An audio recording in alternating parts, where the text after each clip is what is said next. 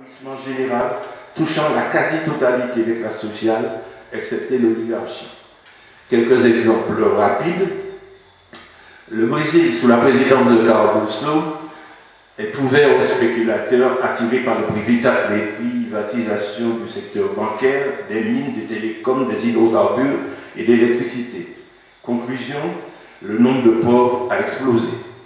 L'Argentine, après le départ des militaires en 1983, est dirigée par Alfonsine, suivi de Menem, qui ruinèrent littéralement le pays avec ce qu'eux-mêmes ont appelé le programme choc. Privatisation, renvoi de 120 000 fonctionnaires, réforme des retraites, augmentation des coûts pour l'éducation et la santé, et alors pour les entreprises, diminution radicale de la fiscalité. Résultat, endettement de l'État, crash boursier, dévaluation, c'est-à-dire la plus grande crise économique que le pays ait connue. Enfin, au Mexique, la baisse des barrières douanières ruina les petits planteurs, le marché intérieur étant totalement accaparé par la go-business états-unienne. Ces petits planteurs ont été contraints de laisser leur terre pour grossir le nombre de sans-travail dans des villes mexicaines que tout le monde sait déjà surpeuplées. Le Mexique, le pays où on a découvert le maïs contribue depuis toujours, qui est depuis toujours dans la base de l'alimentation populaire. Le Mexique importe aujourd'hui des États-Unis la quasi-totalité de sa consommation, un maïs transgénique dont le prix augmente année après année, puisqu'il est utilisé également pour la production d'éthanol aux États-Unis. Depuis 1917, la constitution mexicaine, issue de la révolution mexicaine, autorisait ce qu'on appelle les idos qui sacralisaient pour les peuples indigènes la propriété et l'exploitation collective de la terre. Le néolibéralisme est passé par là et a privatisé ces terres, d'où la révolte dans le Chiapas. Nous avons dit que cette période a été celle du libéralisme généralisé, mais elle a été aussi une période de lutte populaire importante et décisive. Des présidents dû démissionner presque partout, au Pérou, en Équateur, en Bolivie, en Argentine. Les plus riches en enseignement sont peut-être les luttes au Chiapas, la lutte des sans-terre au Brésil et celle des sans-emploi en Argentine.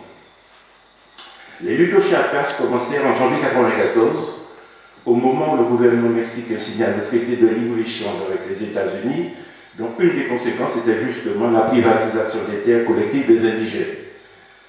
2 ans après, un accord a été signé entre le gouvernement mexicain et les responsables du mouvement, mais les gouvernements qui ont suivi n'ont jamais respecté cet accord, et donc la lutte continue depuis avec des hauts et des bas. Les sans-terre brésiliens constituent un mouvement particulièrement puissant, à mon avis il est connu dans le monde entier. On dit qu'il regroupe plus de 1 million de travailleurs agricoles et de paysans. Ils ont récupéré et distribué 7 millions d'hectares. Ils scolarisent 200 000 enfants dans à peu près 2000 écoles construites par eux-mêmes. Ils ont pu obtenir du Parti du travail au pouvoir la satisfaction de quelques revendications comme la légalisation, toutefois partielle, des terres occupées. Les sans-emploi argentins, eux, ont mené des luttes qui se sont caractérisées par leur détermination et leur inventivité. Ils ont accaparé et fait fonctionner des usines abandonnées, ont créé et fait circuler une monnaie populaire, développé le troc. Ils se sont parés de médias pour publier des articles et proposer des reportages télé, tout cela en ajoutant des formes plus traditionnelles de lutte, comme les grèves et les barrages routiers. C'est ce contexte de crise et de lutte populaire qui favorise à l'arrivée au pouvoir d'hommes politiques aux idées nouvelles.